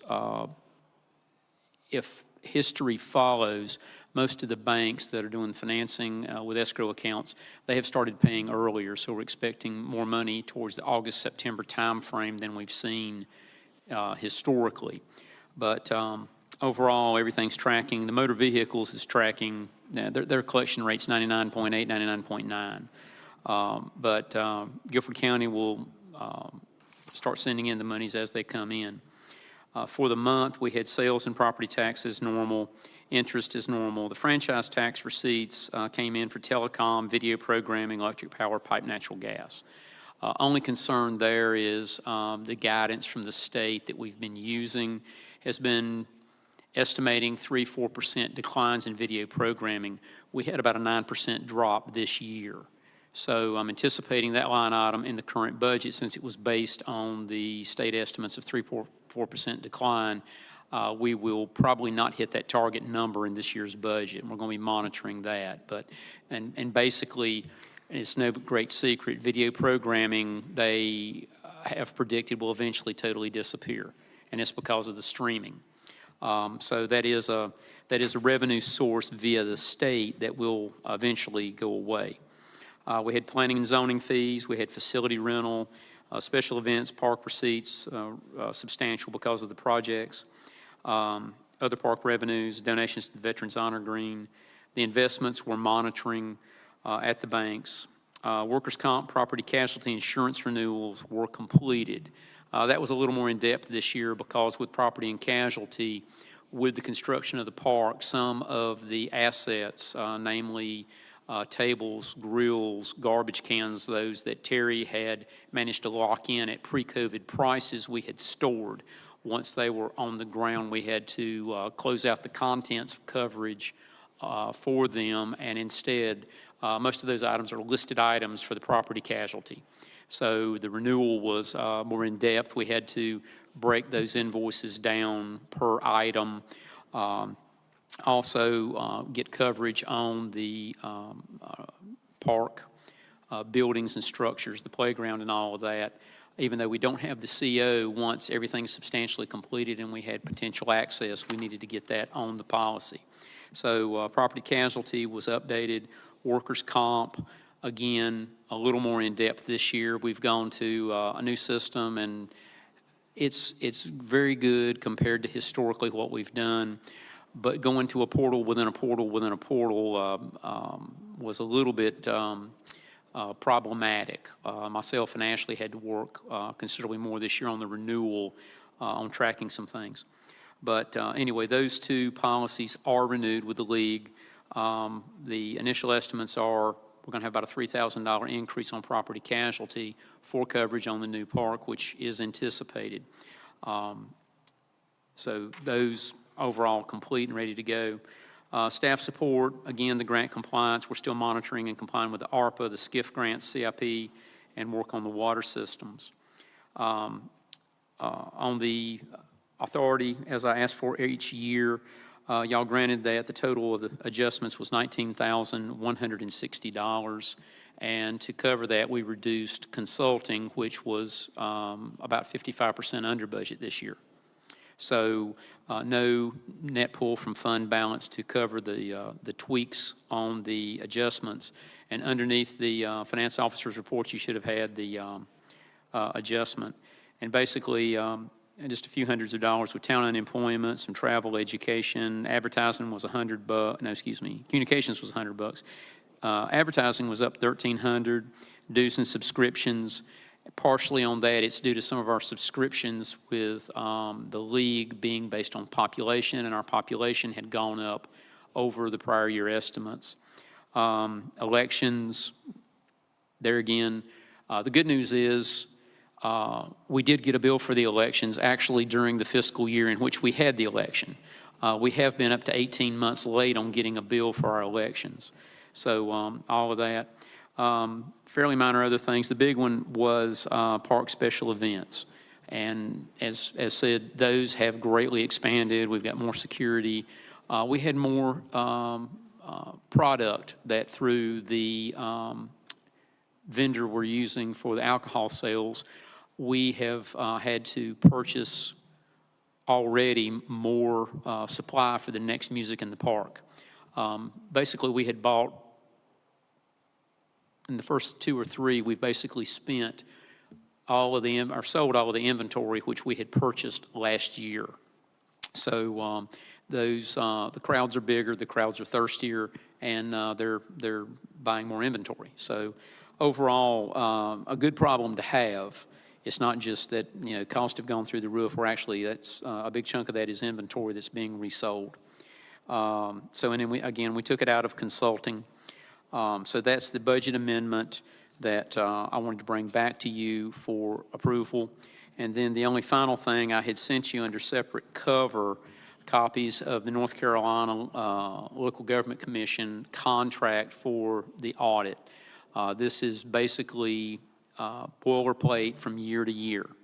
The state governs that we must have the audit. The contract is governed by the Local Government Commission. Everything is reviewed by them on the contracts. Then the engagement letter for 4 of us is the same as my engagement letter. It's professionally required as part of our insurance. We must have engagement letters on all activities. I read through everything. Again, it's something only an accountant really gets excited about. The LGC contract basically takes the mayor's signature and my signature to activate. We have to have this done by the end of October, or last year they gave some grace because of the decline in number of audit firms in the state. And if you had large projects like we did, they give you a little bit of grace. But normally they expect them to be filed by October the 25th. So I've already got preliminary arrangements made for interim work to start. The cost is around $1,400 more than the base contract last year. Last year, due to the extra work with construction, the setup, and the loan being placed through, or having to be approved by the Local Government Commission, and all the extra time we had on accounting and legal due to the delays with Local Government Commission, there was additional audit work that had to be done. So right now, the base contract for this year is actually slightly less than our total expenditure last year. The only other variable on this is with the ARPA funds that have gone out on the park. We have a choice. Now, under my authority, I'd made the cheaper choice because you can either have a full-blown single audit, which is basically a separate auditor has to come in, and a single audit is going to be normally the estimates are in the range of $5,000 to $10,000 because of 2 things. Number 1, cost, and number 2, availability of qualified auditors to do single audits. The federal government relaxed the requirement that you absolutely must have a single audit. Last year, we managed to dodge it because we had not expended enough of the monies. This year, the good news is, and this is kind of according to our plan, we spent enough money to where we triggered the federal single audit. In with that, we also triggered, with the grant money from the state, the audit requirement with the state. They will accept the audit work that's accepted by the feds. So basically, we're getting a 2-for-1. The other thing is, the feds relaxed that requirement, and the new requirement is called an examination for the ARPA, and the states indicated they'll accept that. An examination will be cheaper than a single audit. So once the auditors come in and perform the portion of the audit that's called the controls evaluation, we will be able to get a quote on what it will take to have the examination. On the examination, we really don't have any choice. There again, that's a requirement under the ARPA funds going in. So that's where we're heading with this. Right now, this contract's $30,490. That includes all, not to exceed on that for the audit work. We've got all the records. Bill has been involved with the draws. We've got everything lined up, and it should be crystal clear. I hope we hit it on mark, and I have no expectation of going over. I think we can actually bring it in a little bit under is what I'm hoping to do. But that is something that we do need to approve, and I would recommend separate vote on the contract for Forvis for the audit. We have used this firm. The current name is Forvis Maziers.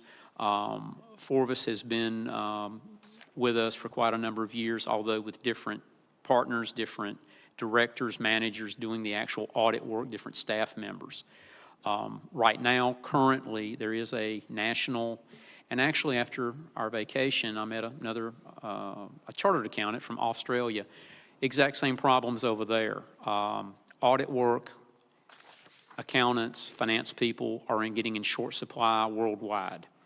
I do know that the county is exploring some audit requirements for nonprofits about either relaxing or trying to come up with some solutions, because about I don't know how to phrase this number, about a third of the fire service audits that are required, the auditors served notice last year, they stopped all services.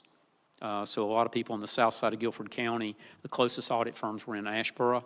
All of them closed up shop. Well, they didn't close business, but they stopped performing audits due to the restrictions, regulations, and the cost of the insurance. So, yeah, I think we've got a good relationship with Forvis. They've been fair in the past.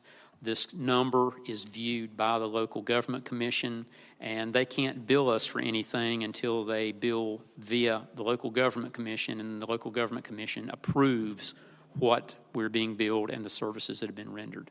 So there's an extra layer of verification and control on the cost factor here. All right, now did I hear we need 4 motions then? One to accept your report, one for the budget amendment, and 2 for the contracts? No, just one for the contract. Okay, all right then. All right, so we need 3 motions. One to, let's start with, is there a motion to accept the finance officer's report? So moved. Is there a second? Second. Any discussion? All those in favor say aye. Aye. Those opposed? Second would be to approve the budget amendment that he has in the plan there for the 19,001 something. Is there a motion to approve that? I just have a question on it. Sure. Yes, sir. Since the park special events was the big, more than 50% of the adjustment, Yes, sir. was there not a revenue increase somewhere? There's a lag in there because there was a revenue increase. However, with the upcoming event on Saturday night, they had to go ahead and order, so we actually have got some inventory that's in that number. Okay. And once we get a count on everything, we'll have that, and I will adjust that down and adjust the product into an inventory line item. Okay, understood. Thank you. Okay, is there a motion for the budget amendment of 19,160? So moved. Is there a second? Second. All those in favor say aye. Aye. Aye. Opposed? And then finally, is there a motion to approve the audit contract with Forvis? I So move we moved. approve the audit contract through Forvis based on the recommendations of this town's chief financial officer. Is there a second? Second. Any discussion? All those in favor say aye. Aye. Opposed? Thanks much. Thank you very Appreciate much. it. Okay. Committee reports. Limit yourself. Conservation Easement Committee? Didn't meet. Okay. Special Events Committee?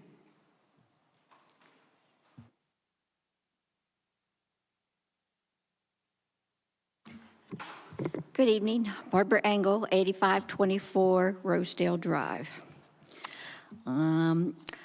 Our second annual 4th of July Kids Bike Parade was a huge success. Over 250 kids, plus twice as many parents and grandparents came.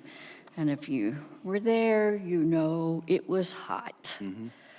The kids decorated their bikes, scooters, carriages with all the fun decorations that the events committee supplied. They then participated in the parade around the park. Everyone seemed to have a grand time. Special thanks to Moon and Back Frozen Treats for providing free frozen treats, which were a blessing. Lowe's Foods for providing free water and watermelon. Lions Club for handing out free water and fun patriotic necklaces, which the kids loved. Confident Kids Pediatric Dentistry for donating and raffling a free bike and assorted bike safety accessories. Special thanks to Randy Collins, Brett Karakoff, and Ann Schneider for helping with having the patriotic music playing over the park, which was great. As always, thanks to the Scouts for helping with the presentation of the colors, Pledge of Allegiance, National Anthem, and also as guides along the parade route. Our Scouts are such a wonderful example for all the youth of our town. They are always impressive. Thank you to Brent and all the park staff for what they do to make our events such a success. We even got a spot on the Evening Fox News channel highlighting our event and a mention in the Kernersville News. But most of all, thank you to all the special events volunteers and Ann Schneider for making this event so successful. We all look forward to next year for an even bigger event. Our Veterans Honor Green continues to be built and looks just amazing. Our first order of pavers are scheduled for delivery at the end of July. Completion is still scheduled for September. Hopefully, we will be sending out bid requests for Phase 2 of the Veterans Honor Green, which is the pathway through the Pines, the boardwalk. We currently have $19,000 collected for Phase 2. The committee plans for our Veterans Day event this year is to be held at the Veterans Green. Thanks to all that have donated to date, pavers are still available for purchase. Forms for the pavers are available at Town Hall. Our upcoming events include participation in Heritage Day in September, a remembrance of 9/11, and our Light Up the Night event on Saturday, December 7th. Any questions or comments? Oh, great job as always. Thank you. Pardon? Thank you. Okay, Tree Committee? Okay. Parks and Rec?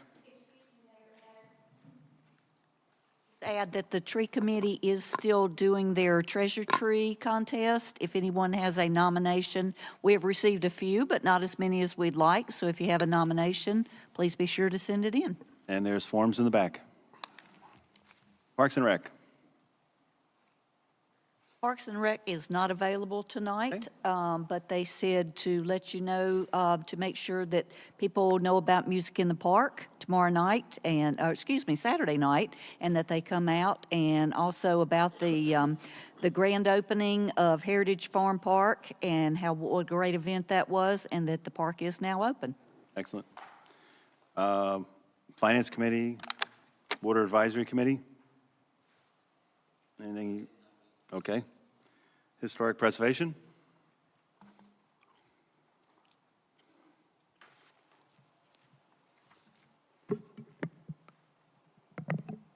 Good evening. The HPC met for its regularly scheduled meeting on June 19th. The Historic Oak Ridge Book Committee has begun reviewing its graphic layout, and it's really going to be amazing.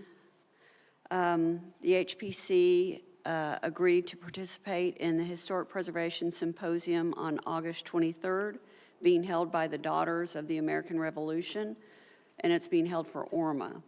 It's an event designed to promote the historic restoration of Maple Glade, and I understand they're accepting donations of antiques for their silent auction. The HPC approved 2 COAs for the construction of a garage located on Scoggins Road and a single-family residence located on Williard. I voted against the single-family residence because of its architectural details. They were more mid-century modern and didn't meet the standards requirement for traditional designs taken from our contributing structures.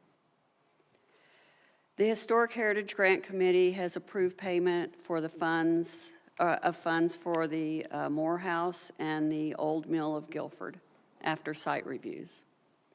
I'm happy to answer any questions. Thank you. Thank you. Planning and zoning?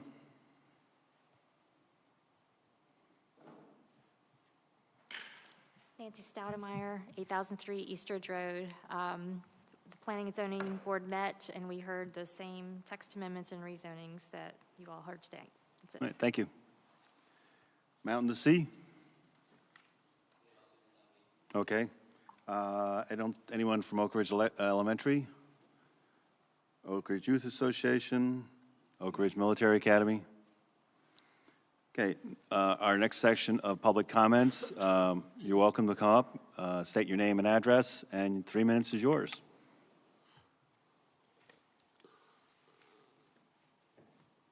Brian Dawson, 5902 Pepper Road, Oak Ridge, Mayor, Council people. I love the MyRec system, and I cannot wait to see pickleball on there. Instead of that park entrance, that money puts a nice dent into 12 pickleball courts. I'll pick up where I left off last month about the economics of pickleball. When I drive to other pickleball facilities, Burr Mill, Winston-Salem, Lawndale, Greensboro Country Club, I go out to eat and drink and shop in that area. Any social interaction that stems from the friendships made also typically takes place in proximity to those facilities. Additionally, those places host tournaments frequently where there are hundreds of people and the opportunity for vendors and food trucks. We have a real chance to make Oak Ridge a destination for the fastest growing sport in America for the 3rd year running. I know the city is excited to bring municipal water to attract businesses, but if you want to attract people, if you want to attract people to work at these businesses, the town should consider accelerating pickleball amenities at the park. If you'll excuse my hubris, I believe employers like people like me. But I will say currently I work remotely. I moved to Oak Ridge for love since my partner's job is not remote. If I were to pick a place to live, it would be in close proximity to the activities that I participate in daily. This is pickleball, and there are lots of people like me.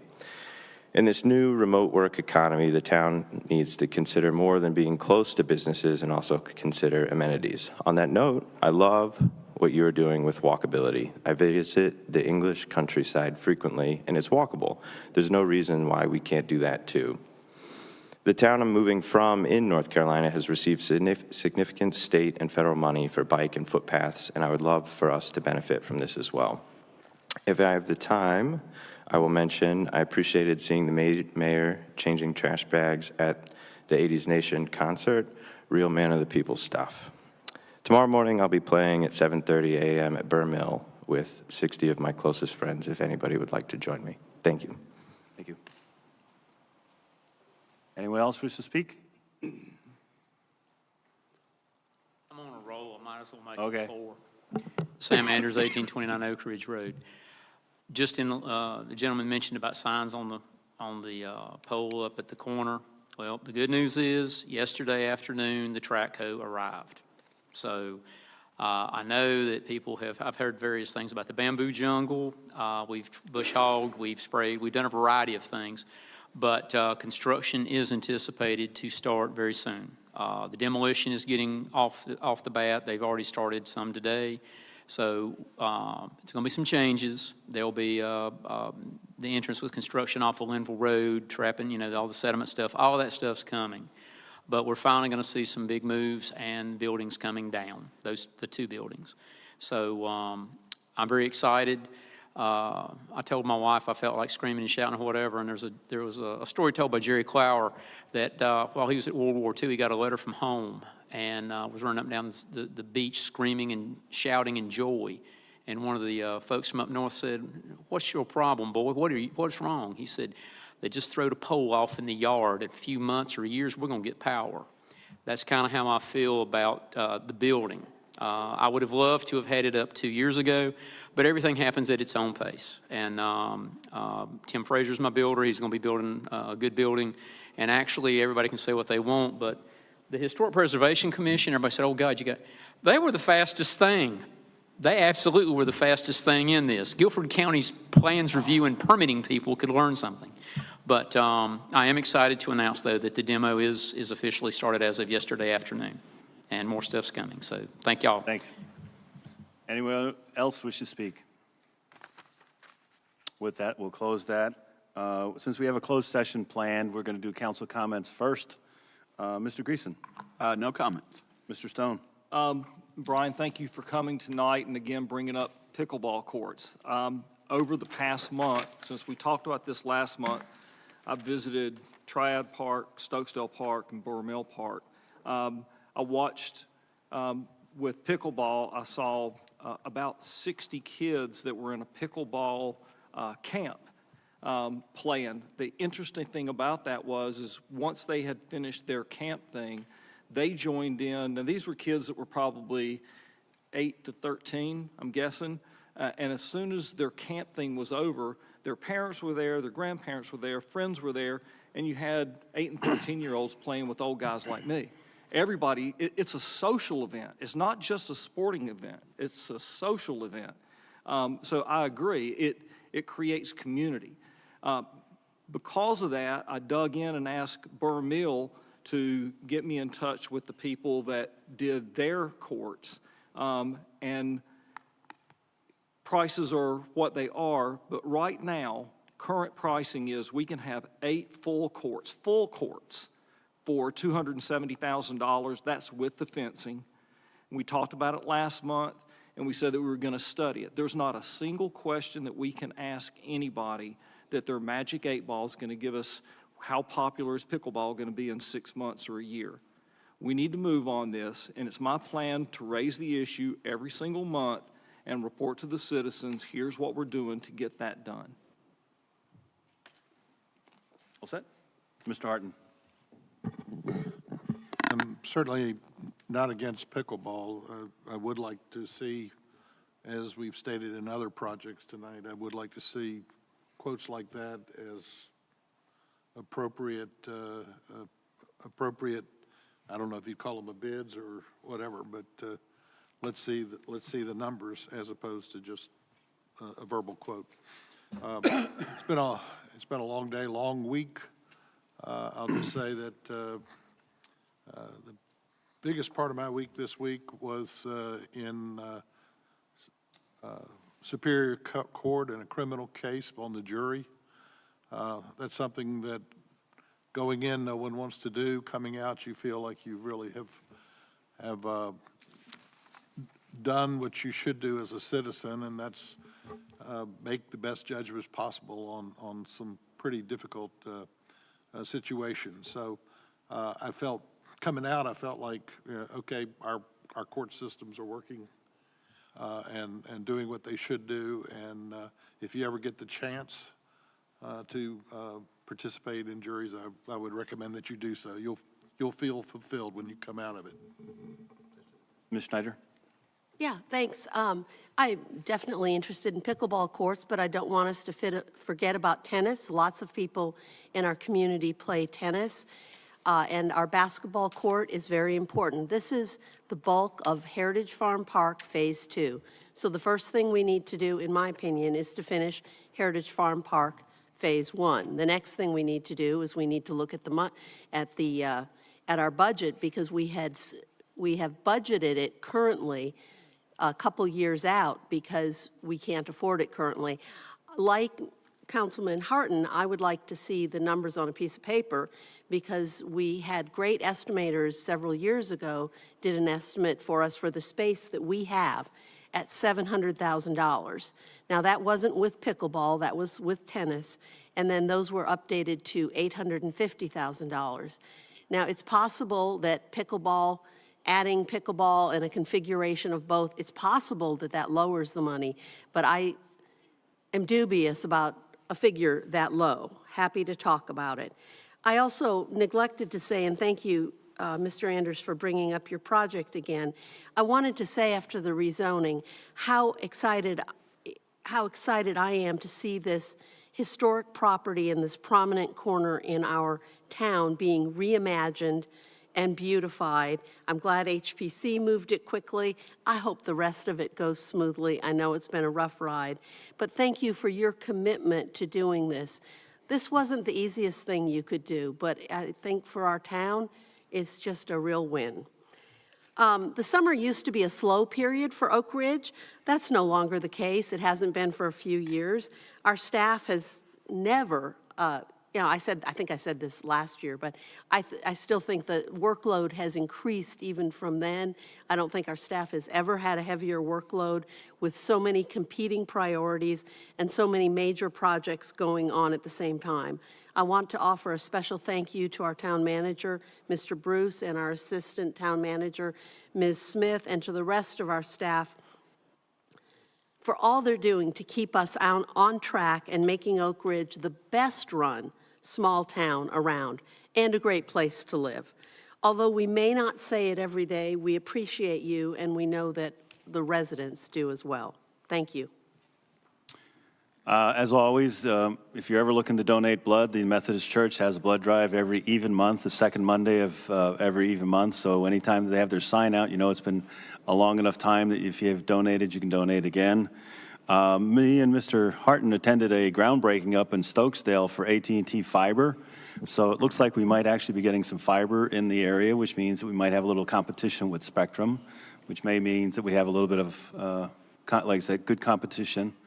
One nice thing I heard from the gentleman was when the power goes out, your Spectrum cable typically goes out, even if you have a generator or something like that, your cable. He says with fiber, it won't go out. So that's one nice benefit, that with fiber, as long as you got power to your modem, you'll be able to continue to use fiber. So that's been interesting.